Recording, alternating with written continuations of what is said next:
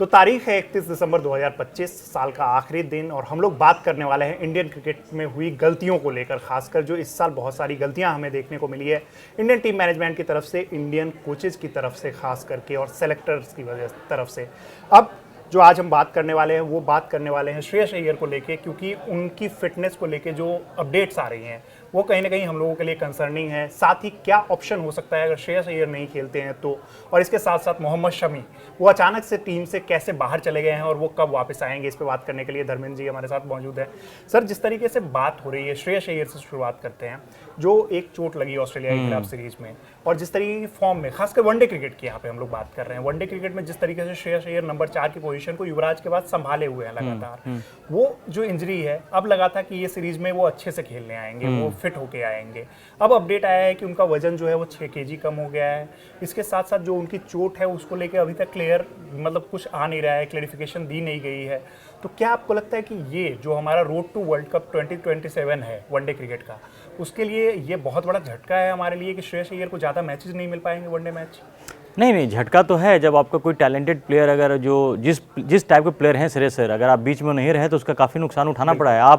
आपने क्या किया है, एक्सपेरिमेंट किया 2025 में, अगर श्रेयस अय्यर मिडिल ऑर्डर में नहीं है, आपके नंबर 4 के बैट्समैन, तो आपने ऑलराउंडर ज़्यादा खिलाया, आपने ऑलराउंडर को ऊपर खिलाया। तो श्रेयस अय्यर का ना होना हमेशा मैं मानता हूँ कि झटका है, क्योंकि जिस तरह के प्लेयर हैं वो, और सिर्फ प्लेयर ही नहीं, मैं तो श्रेयस अय्यर को मैं हमेशा इस बात को मानता हूँ कि श्रेयस अय्यर एक वो ऐसे टैलेंट हैं जो आपके भविष्य के कप्तान हो सकते हैं वो। और अगर आप यकीन मानिए कि अगर वो लगातार टीम में खेलते हैं तो आप एक दिन देखोगे कि वो टीम के कप्तान बनने नजर भी आएंगे, और उन्होंने प्रूव किया है, कप्तानी की अपनी जो स्किल्स प्रूव किया है। झटका तो है ये कि अगर वो नहीं खेलते हैं, और उनके लिए भी झटका है कि जिस तरह से करियर उनका ऊपर जा रहा था, अचानक ऑस्ट्रेलिया में फील्डिंग करते वक्त इंजर्ड हुए हैं, उसके बाद से वो वापसी उनकी नहीं हो पा रही है, तो ये उनके लिए और देश टीम के लिए भी झटका है जी। श्रेयस अय्यर जो है, मतलब क्योंकि वो लगातार, और जिस तरीके से उनकी कंसिस्टेंसी आप देखिए, 50 से लगातार उनका औसत जो है वो ऊपर ही रहा है। स्ट्राइक रेट जो है वो भी काफी इंपॉर्टेंट है, 100 से ज्यादा की स्ट्राइक रेट से वो लगातार बैटिंग करते आए हैं।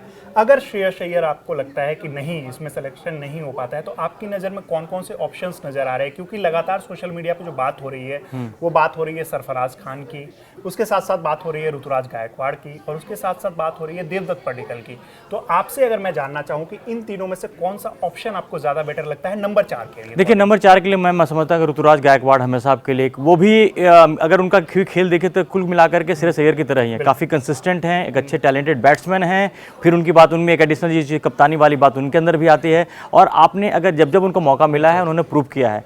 और इन दोनों में देखिए, श्रेयस अय्यर और ऋतुराज में एक कॉमन चीज़ क्या है कि दोनों एक ऐसे खिलाड़ी हैं, तीनों फॉर्मेट में बहुत अच्छे से खेल सकते हैं। इनके पास टेक्निक्स है, इनके पास शॉट्स हैं, ये कि स्ट्राइक रेट इनका अच्छा होता है। और रहा सवाल, देखिए बाकी जो सरफराज खान भी बड़े अच्छे टैलेंटेड प्लेयर, काफ़ी रन भी बना रहे हैं। एक उनकी जो खास करके व्हाइट बॉल के साथ उनके साथ प्रॉब्लम आती है, उनकी फिटनेस को लेकर के आती है, उनकी फील्डिंग थोड़ी सी मतलब वो करके। लेकिन मैं मानता हूं कि जो बाकी दो ऑप्शंस हैं वो दोनों टेस्ट के लिए, टेस्ट देवदत्त पडिक्कल, और अभी मुझे लगता है कि टेस्ट के लिए बेटर ऑप्शन है रादर देन की मतलब व्हाइट बॉल से। बिल्कुल, क्योंकि देवदत्त पडिक्कल को आप देखते हो कि वो लगातार स्क्वाड में रहते हैं, उनको टेस्ट के स्क्वाड में लगातार रखा जाता है, लेकिन उन्हें प्लेइंग 11 में मौके नहीं मिल पाए। कुछ बार मिले हैं, लेकिन हम तो अच्छे नहीं सप्लाई नहीं कर पाए, ऑस्ट्रेलिया में मिला नहीं मिलकर अप्लाई कर पाए। और इधर जब मतलब वो है कि आप सरफराज को टीम में मौके नहीं मिल रहे हैं, तो वो तो टेस्ट क्रिकेट की बात हो गई। वनडे क्रिकेट में आपने बहुत अच्छी बात कही कि लाइक टू लाइक रिप्लेसमेंट जो है वो ऋतुराज गायकवाड़ हमें नजर आ रहे हैं कि वो। अब आप, मैंने जो तीनों नाम लिए हैं ना, आप देख लीजिए कि इधर के विजय हजारे का मतलब परफॉर्मेंस जो रहा है, 31 तारीख को जो हम लोग बात कर रहे हैं, तीनों प्लेयर्स ने शतक लगाए हैं। देवदत्त पडिक्कल ने 4 में से 3 मुकाबले में शतक लगाए हैं, ऋतुराज ने भी शतकीय पारी खेली है, और सरफराज ने 160 रनों की पारी खेली है। तो ये लगातार, हमारे पास टैलेंट की कमी नहीं है, लगातार अपने आप को मतलब ये लोग दिखा रहे हैं कि हमारे अंदर जो टैलेंट है, जिस तरीके की बैटिंग हम कर सकते हैं और टीम को किसी भी मुश्किल परिस्थिति से निकाल सकते हैं।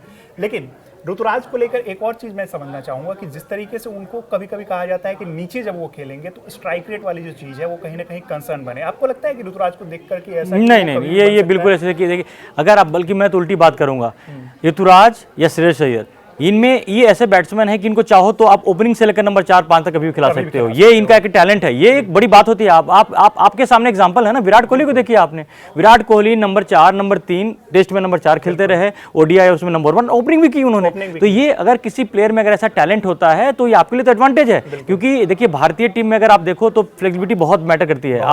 आपने ऊपर नीचे करके बहुत प्लेयर्स को खिलाया है, और ये 2 प्लेयर ऐसे हैं कि नंबर 4 में भी खेल सकते, ओपनिंग भी कर सकते हैं, तो जहां आप जहां फिट बैठेंगे वहां पर खेल लेंगे। तो ये प्रॉब्लम इनके साथ नहीं है। इसीलिए मैं बार बार कहता हूँ, और देखिए ये दो ऐसे प्लेयर हैं कि अगर आईपीएल में देखिए दोनों किसी टीम के कप्तान हैं और उन्होंने अपने कप्तानी से भी इंप्रेस किया है। तो आप ये मत भूलिए, मैं भी मान के चलता हूँ कि जो शुभमन गिल को जो कप्तान बनाया गया वो बहुत लंबा चलने वाला नहीं है। तो भारत के लिए जो कप्तानी का, भारत को एक मिडिल ऑर्डर में बैट्समैन ही नहीं चाहिए एक जो लगातार खेले, भारत को एक ऐसा बंदा भी चाहिए जो आगे चल के कप्तानी करे, क्योंकि मैं अभी भी शुभमन गिल को परमानेंट उसमें नहीं मानता। बिल्कुल, शुभमन गिल को ये लगातार कप्तान और उनको लेकर लगातार सवाल उठ ही रहे हैं। सिर्फ टेस्ट की बात नहीं है, आप देखो वनडे क्रिकेट में भी जब से कैप्टन बने हैं तो उनको लेकर लगातार सवाल उठ ही रहे हैं। अब आते हैं सेलेक्टर्स पे, अब आते हैं जो इस तरीके से मतलब इस साल जो सिलेक्शंस हुए हैं, इसके साथ साथ कोच के डिसीजन और मैनेजमेंट, जिस तरीके से टीम इंडिया को मैनेज किया गया है पूरे साल में। ठीक है, कुछ जगह पे हमें सक्सेस मिली, कुछ जगह पे हम लोग बहुत ही ज़्यादा निराश किया हम लोगों ने।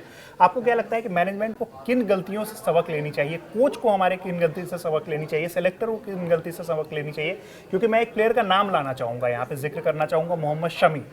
2023 के बाद, ठीक है, वो इंजरी हुई, उसके बाद से वो लगातार अच्छा परफॉर्म कर रहे हैं। विजय हजारे देख लीजिए, शहीद मुश्ताक अली, वो लगातार डोमेस्टिक क्रिकेट में अच्छा खेल रहे हैं। आप उसके बाद भी टीम में नहीं ला रहे हो, तो इसके पीछे क्या रीजन आपको लग रहा है कि कहीं ना कहीं कुछ ना कुछ पॉलिटिक्स हो रही है? देखिए, पॉलिटिक्स से मैं जाता हूँ बात, अगर सपोज अगर शमी को नहीं लेते, अगर ये बहाना करते कि भाई दूसरे जो प्लेयर हैं वो भर्ती खिलाड़ी हैं, उनको ज़्यादा मौका देना है और वो अच्छा कंसिस्टेंट होते, तो मैं मानता कि चलो आपने शमी को बाहर किया।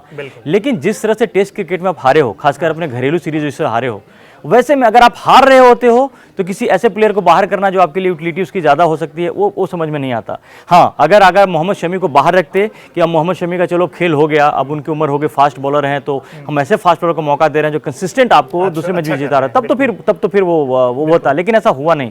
तब तो इसे माना जाएगा कि कहीं ना कहीं मैं पॉलिटिक्स से ज़्यादा ये मानता हूँ कि देखिए सिलेक्शन को लेकर 2025 में बहुत सारे एक्सपेरिमेंट्स हुए हैं जो नहीं होने चाहिए थे। उसका नतीजा यह है कि लगातार दूसरी बार आप टेस्ट जो वर्ल्ड WTC के फाइनल में आप नहीं खेलोगे। ये इसलिए नहीं हुआ कि आपका परफॉर्मेंस खराब रहा, वो इसलिए भी हुआ कि टीम का सिलेक्शन इतना बेकार हुआ है और इसमें इतना पर्सनल चीजों को किया गया है। मतलब देखिए, हाँ, लेकिन ये एक अच्छी बात इसमें ये कह सकते हैं कि शायद गंभीर को या टीम मैनेजमेंट को या BCCI को बाद में एहसास हुआ कि ये गलतियां करने से, तो साल के अंत में वो अपनी गलतियों को ठीक करते नजर आए हैं। तो उम्मीद ये की जानी चाहिए कि 2026 में इन गलतियों से वो सबक लेकर के वो सारी चीजों को करेक्शन में करेक्ट करेंगे, तो फिर हो सकता है कि आपका जो 2027 में जब वर्ल्ड WTC के लिए उसमें आओगे सब कंटेंट। वैसे वनडे T20 में आपका अच्छा परफॉर्मेंस रहा है, लेकिन ये परफॉर्मेंस और भी बेटर हो सकता था। परफॉर्मेंस और बेटर हो सकता है। मैं शमी का जिक्र इसलिए कह रहा हूँ, आपने बहुत अच्छी बात कही कि जो और भी कोई ऑप्शंस आप देखते वनडे क्रिकेट में, आप देखो अगर जसप्रीत बुमराह चोटिल हो जाते हैं या फिर कोई ऐसी, मतलब मैं मान के चलता हूँ कि कुछ ऐसी अनहोनी, भगवान न करे ऐसा हो, अनहोनी हो जाती है, आपके पास फ्रंटलाइन पेसर कौन है? वनडे क्रिकेट की मैं बात कर रहा हूँ। आप नाम देखिए, अर्शदीप को कभी मौका देते हैं, कभी हर्षित राणा को मौका देते हैं। आप ऐसे प्लेयर्स को, सिराज को आपने स्कीम ऑफ थिंग्स से बाहर किया हुआ है वनडे क्रिकेट में, व्हाइट बॉल से ही बाहर किया हुआ है। आपको कौन सा बॉलर नजर आता है जो मतलब यहाँ पे शमी से वही मैंने बात बोली कि आपने 2025 में कोई ऐसा बॉलर मुझे खेलते हुए नहीं दिखा जो, आप देखिए पूरा साल मुझे लगता है बुमराह पूरे साल इंजरी की वजह से और परेशानी की वजह से बहुत कम खेला उन्होंने, क्रिकेट खेला है। और उनको वैसे भी आप लॉन्ग रन में भी आप बुमराह को तीनों फॉर्मेट में लगातार नहीं खिला सकते। इसका मतलब है कि एक ऐसा एक्सपीरियंस बॉलर जो अच्छी बॉलिंग कर सकता है, कंसिस्टेंट रह सकता है, उसको खिलाना। आप भूलिए मत, जो पिछले वर्ल्ड कप में मोहम्मद शमी का परफॉर्मेंस याद कीजिए, आपने उनको पहले बाहर रखा, 2-3 मैच के बाद जब अचानक आया तो उन्होंने बिल्कुल माहौल ही बदल दिया। तो वो चीजें इनको इंडियन टीम को ध्यान रखनी चाहिए कि जब तक आपके पास कोई ऑल्टरनेटिव अगर बेटर ऑप्शन नहीं मिलता है, तब तक तो खिलाड़ी को प्लान ऑफ स्कीम से बाहर नहीं कर सकते आप। तो इस मामले में तो उनके साथ इंजस्टिस हुआ है। मैंने ये बात कही है कि अगर आप कि ये बात कहते हैं कि फिटनेस की बात, मैं लगातार फिटनेस प्रूव कर रहा हूँ, मैं लगातार 10 ओवर डाल रहा हूँ, अब आप मेरे से क्या फिटनेस एक्सपेक्ट कर सकते हैं? और उसके बाद लगातार वो विकेट्स ले रहे हैं, तो ये कहीं ना कहीं यहाँ पे गलती ही नजर आ रही है। बिल्कुल है, अगर एक्सपीरियंस के साथ आप नहीं जाएंगे, वो आपके घर। देखिए हर्षित राणा, वैसे भी मानता हूँ हर्षित राणा आपके फ्रंटाइल बॉलर नहीं है, आपके स्ट्राइक बॉलर वो नहीं हो सकते अब तक जितना भी टेस्ट। हाँ, आप सपोर्टिंग बॉलर में, और ऐसा भी उसमें भी मुझे ऐसा बहुत इंप्रेसिव नहीं लगे हैं वो। ठीक है, गौतम गंभीर के पसंदीदा खिलाड़ी में से हैं, उनकी जिस तरह से वो दिखी है, लेकिन आप हर्षित राणा को लेकर आप सोचो कि आप वर्ल्ड चैंपियन बन जाओगे, तो ऐसी बात नहीं है। वर्ल्ड कप सामने है, वर्ल्ड कप के हिसाब से अगर तैयारी करना चाहते हो तो आपको इस सारी चीज़ों को तो देखना पड़ेगा। अब हो सकता है कि अब अगले ODI वर्ल्ड कप तक आपके पास मोहम्मद शमी अवेलेबल हो ना हो, उनकी फिटनेस क्या हो, कुछ कहना मुश्किल है, क्योंकि जिस एज में भी शमी। लेकिन जो साल गंवाया गया, 2025 गंवाया गया, उसमें तो उसके हिसाब से तो मोहम्मद शमी को बाहर बिठाना गलत फैसला। बिल्कुल, एक आखिरी सवाल के साथ इसको खत्म करते हैं।